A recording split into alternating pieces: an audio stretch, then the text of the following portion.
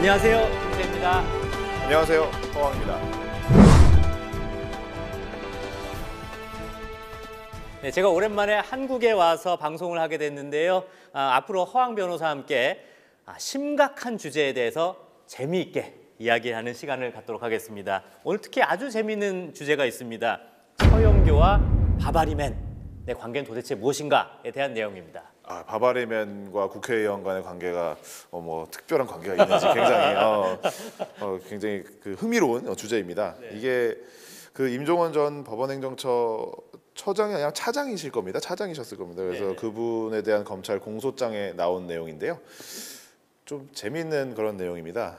그러니까 이제 더불어민주당 서영교 의원이 판사를 자신의 의원실로 불러 바바리맨의 재판을 두고 청탁을 했다라는 좀 믿기지 않는 다소 황당한 이야기, 충격적인 이야기입니다.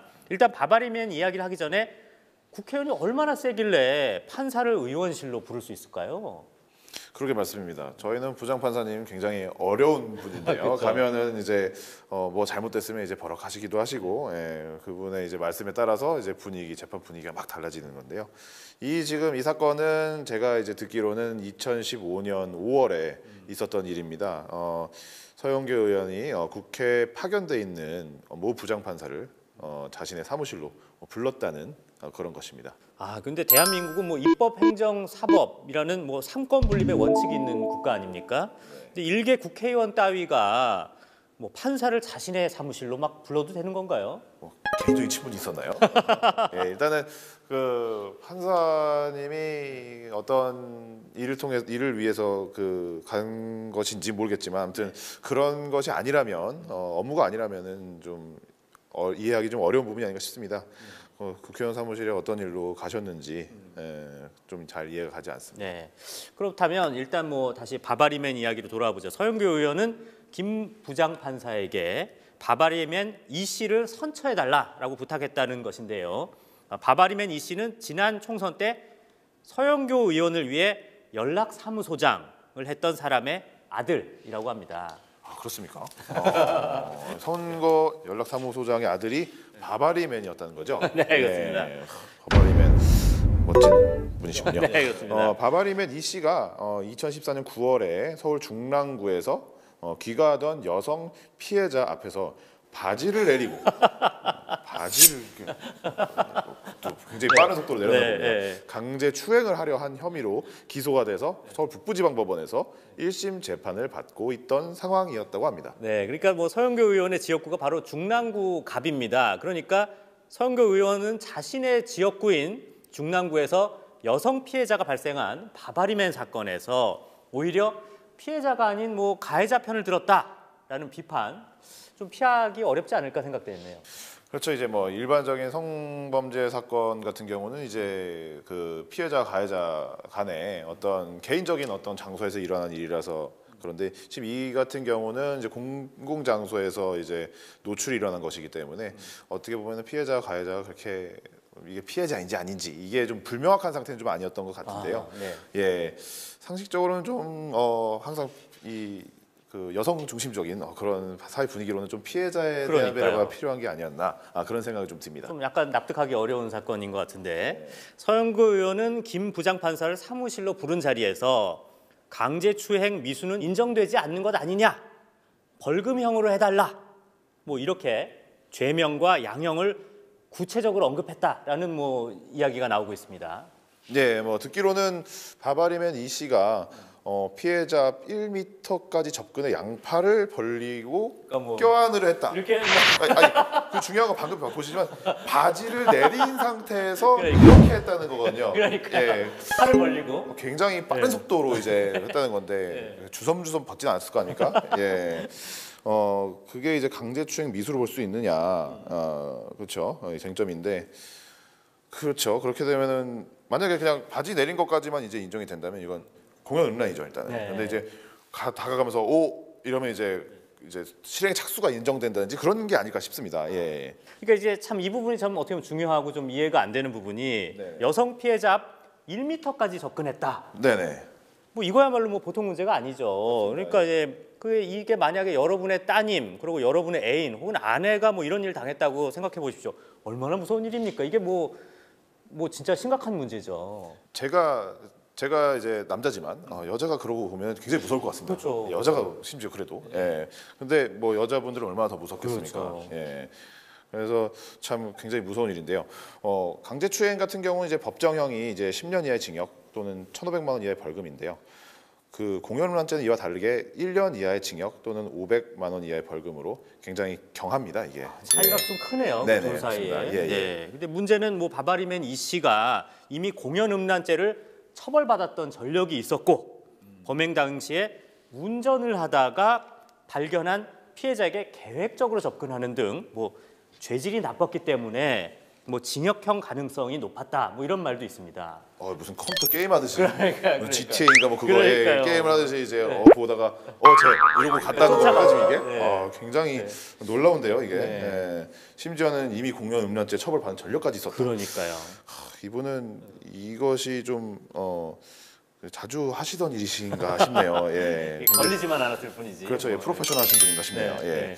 근데 이제 벌금 500만 원이 선고가 됐네요. 보니까 네. 벌금 500만 원이 선고가 됐고 이 재판부는 이제 노출증을 앓고 있다. 이 정신병적인 어떤 그런 부분인 것으로 보이고요. 그리고 추행이 미수에 그쳤다는 점을 이제 양형에 반영했다고 밝혔다고 합니다. 그러니까 상당히 좀 관대한 판결을 좀 내리지 않았나라는 의혹이 좀 나올 수도 있는 그런 상황인 것 아무래도요. 같아요. 예, 네. 뭐이 부분이 같이 이제 결부가 돼 있다면요. 네. 자, 그런데 여기서 다시 서영교 의원이 김 부장 판사에게 청탁했던 상황으로 좀 돌아와 봐야 될 것 같습니다.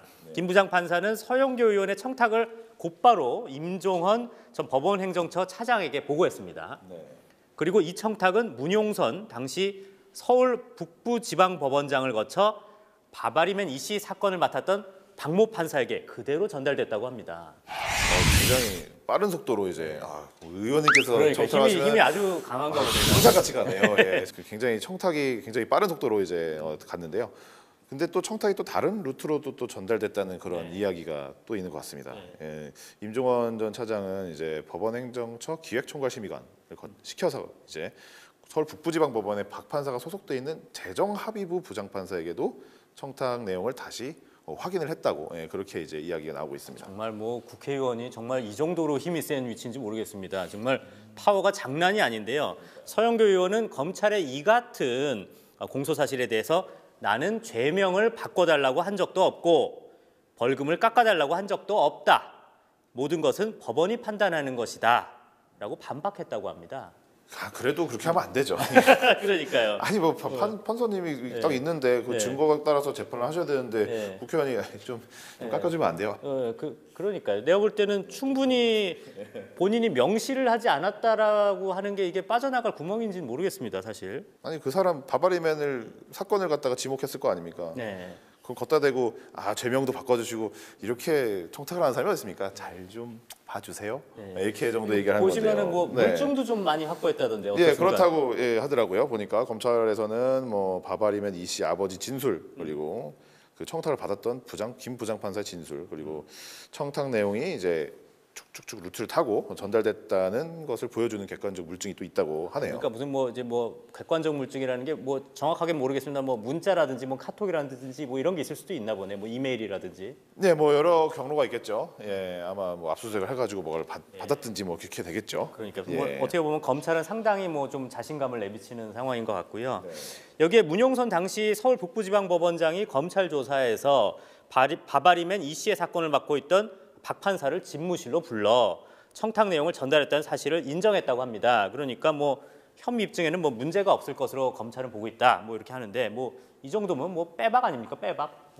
그러게 맞습니다. 근데 이 지금 뭐 서영교 의원이 이제 청탁을 했다고는 하지만 이게 어디 처벌 규정에 적용이 좀 어렵지 않나 그런 이제 생각이 좀 듭니다. 말씀하신 대로 이게 참 어이가 없는 부분이 정작 뭐 청탁을 했다는 서영교 의원은 뭐 처벌받기 어렵다고 하고 뭐 청탁을 받은 뭐 판사는 뭐 처벌받을 가능성이 높다 뭐 이러니까 좀 황당한 것 같습니다.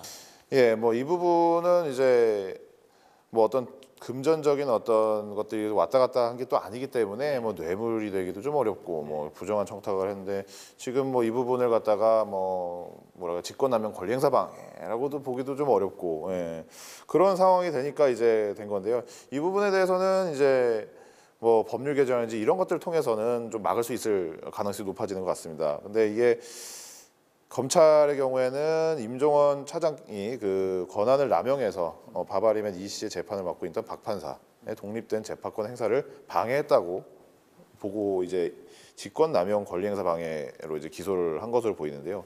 참 좀 그렇습니다. 이게 사실은. 네, 그러니까 결국 판사는 좀 처벌받을 가능성이 좀 높아 보이고요. 네네, 오히려 그쪽이 그렇게 되겠죠. 네. 네. 그러니까 더불어민주당은 서영교 의원에 대한 진상 조사를 한다고 합니다. 근데 현재 서영교 의원은 원내 수석 부대표인데요. 뭐 상황이 이런데 홍영표 원내대표는 뭐 기자들에게 일단 서영교 의원에 대한 뭐 원내 수석 부대표 자리는 뭐 그대로 맡게 하려고 한다라고 답했다고 합니다. 참으로 뭐 어이가 없습니다. 네. 서영교 의원은 뭐 예전에 뭐 그 자녀를 의원실에 채용을 한 그런 뭐 경력도 있어가지고 좀 논란이 된 적도 있다고 알고 있습니다. 네, 그렇습니다. 서영교 의원은 딸 장모 씨를 자신의 의원실 인턴 비서로 채용했고요. 그리고 딸 장 씨는 인턴 비서 근무 뒤 중앙대 로스쿨에 입학해 의원실 인턴 경력이 활용됐는지 여부를 놓고 뭐 의혹과 비난이 일기도 했었습니다.